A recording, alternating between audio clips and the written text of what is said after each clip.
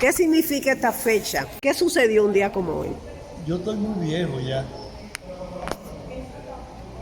Yo prefiero que el chino diga algo más en lugar de mí. Ok, Chino, dime. Bueno, esta fecha ha sido prácticamente muy olvidada y es una fecha que debe estar siempre vigente en la memoria histórica del pueblo dominicano.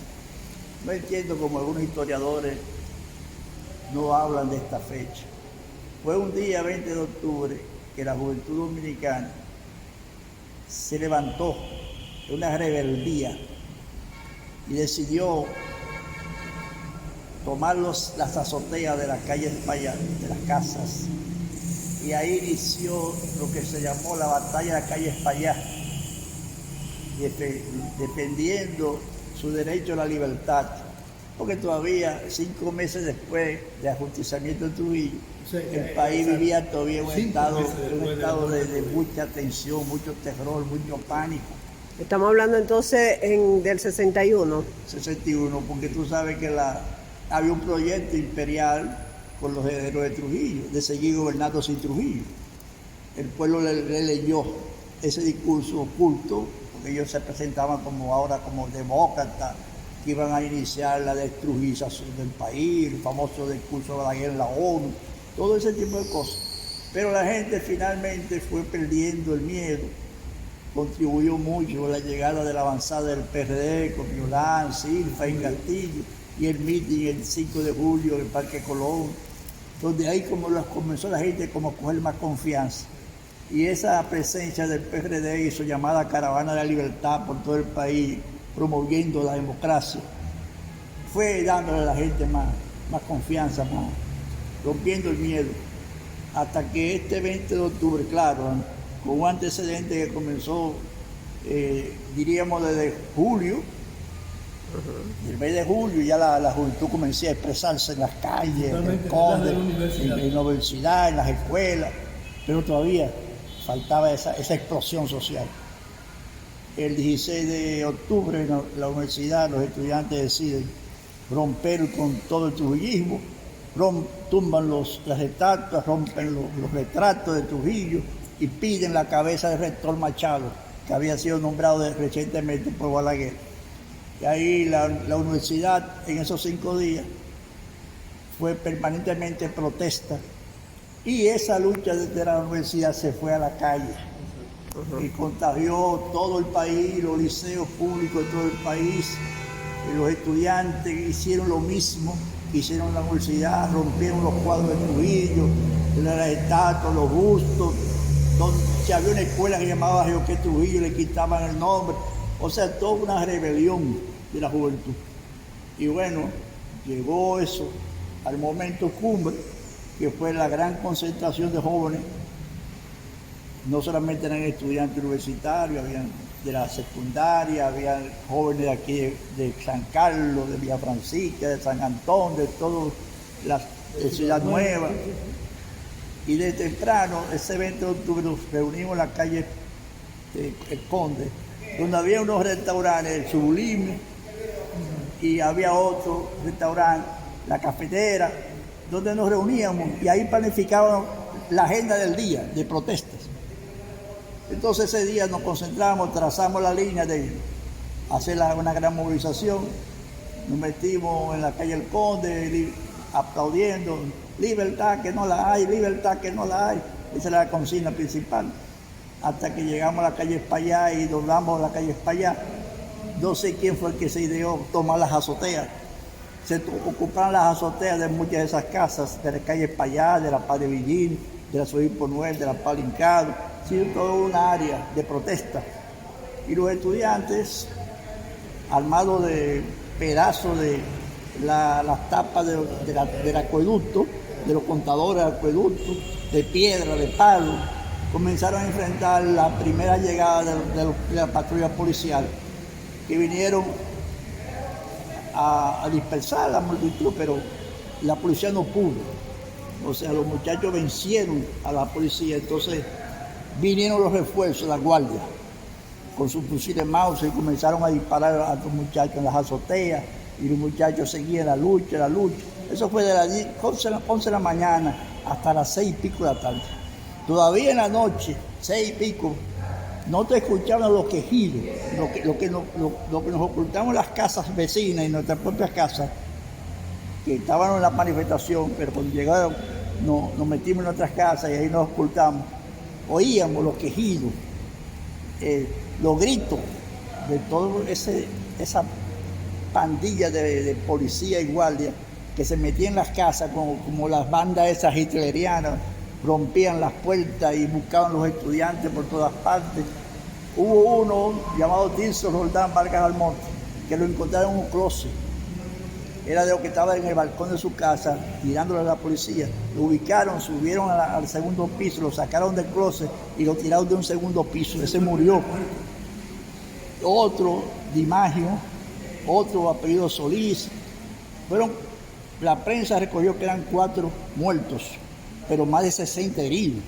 Wow. Eso fue realmente una batalla. Y en eso ya después de las 7 de la noche, la policía y la guardia logró apagar la resistencia. Y eso fue una penumbra, una tristeza que se sintió en el ambiente. Y, bueno, el pueblo esperaba que al otro día Balaguer se pronunciara sobre este acontecimiento y condenara los hechos vandálicos.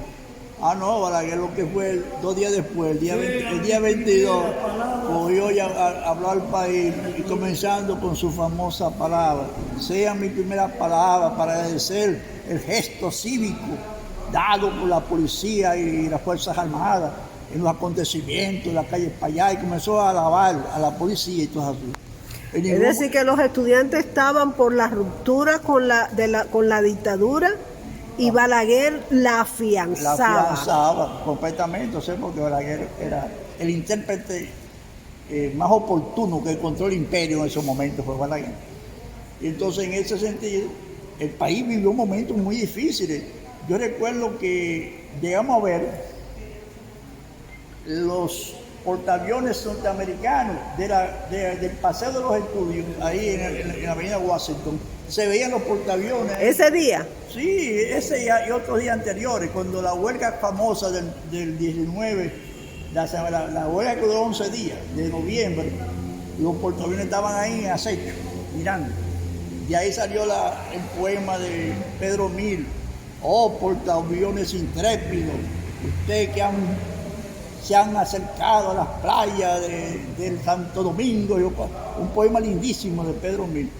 Entonces ahí, todo ese acontecimiento, como te digo, tuvo esa expresión el 20 de octubre, que fue el grito de la libertad del pueblo dominicano.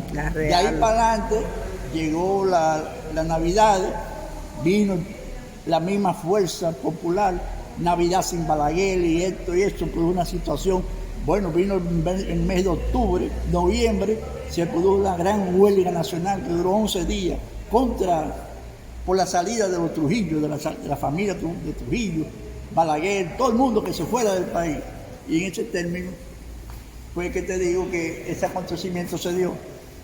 Y también, posteriormente a eso, se produjo el 16 de enero otra batalla, otra masacre, que fue la masacre del Parque Independencia, donde murieron cerca de 4 o 5 ilustres dominicanos y varios salieron heridos, porque la Unión Cívica Nacional tenía su local del distrito arriba de la barra Jumbo, como decían, Dumbo, frente al Parque Independencia.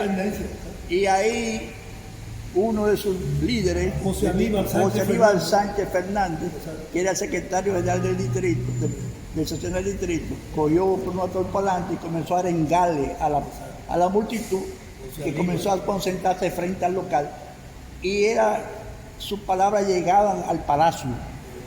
Y eso que estaba a unas cuantas cuadras. Y eso molestaba a Balaguer, y Balaguer llamó a las Fuerzas Armadas, a Cuervo Gómez, que era el oficial tanquista, a Cuervo Gómez. Sí, que por favor, que quitaran esa bulla de ahí, que no resistía, que no dejaban tranquilo trabajar. Entonces ahí vino Cuervo Gómez con 5 tanques y tanquetas. Ay, mi madre. Del Palacio Nacional, se parqueó frente al local de Unión Cívica Nacional y le pedían a José Aníbal que suspendiera la arenga, y él que no, y seguía, libertad de expresión y este asunto.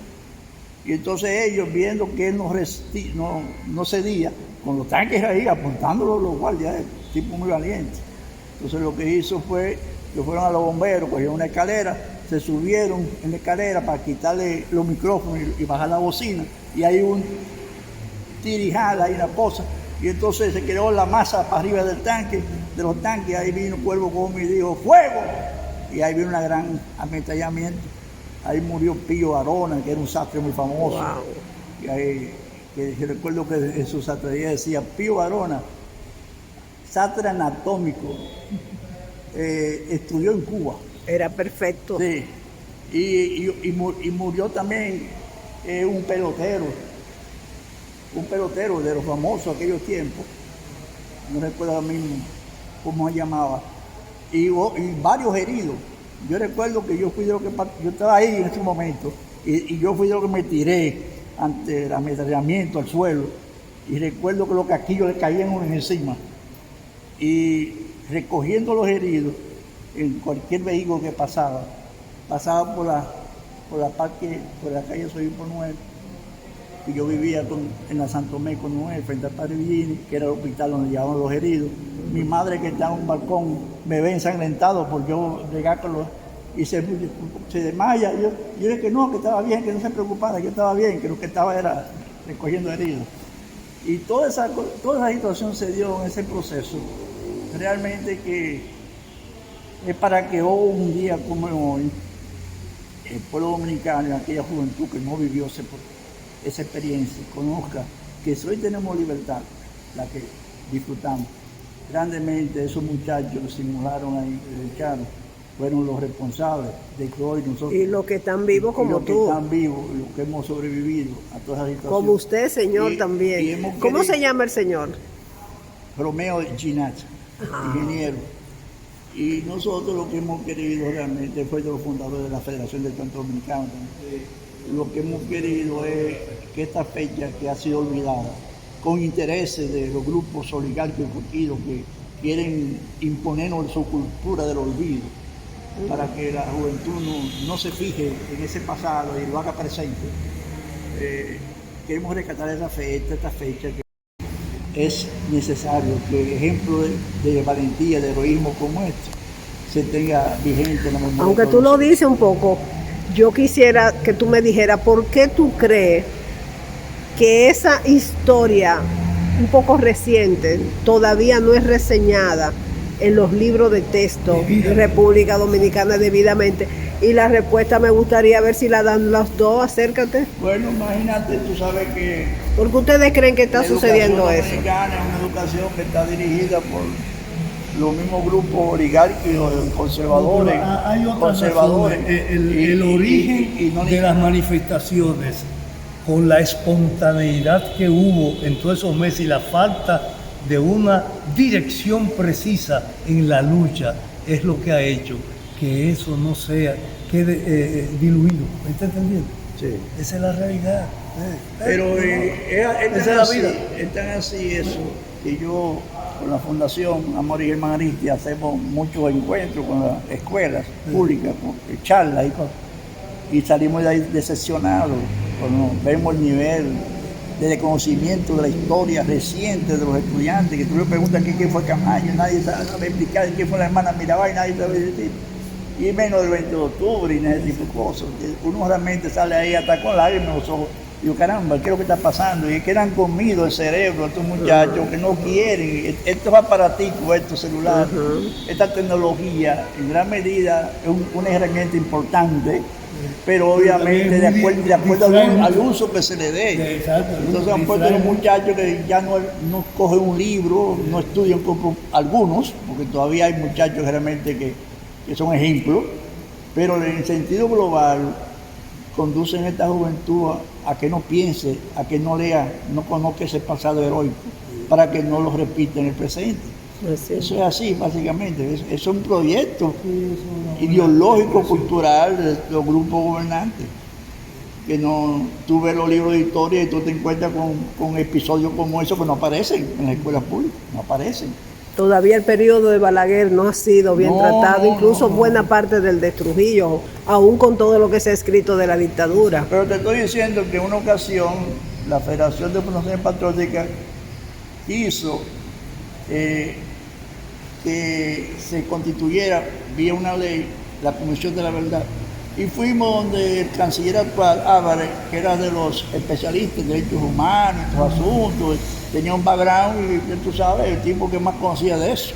Y había participado en otras comisiones que se habían constituido en América Latina.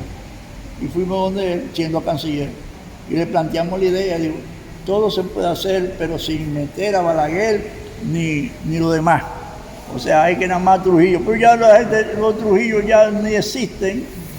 El 99% se han muerto, no hay a quien enjuiciar. Entonces hay un veto estatal a tratar la verdad. Claro, hay que decir la verdad, hasta hoy en día. ¿Por qué ocultar si todavía hoy en día tenemos criminales? Increíble. Y torturadores. Entonces, pero no, se quiere ocultar esa verdad. Entonces, uno realmente, todo por el interés político, las alianzas políticas de los partidos en el poder y los aliados de los que son necesarios eso para... de la Hacienda María. No ese crimen de Hacienda María, eso fue otra masacre enorme. Precisamente es que de los hechos que pasaron en los primeros 5 meses, eso de la Hacienda María. Claro. Bueno, pues gracias. Bien, vamos a ver.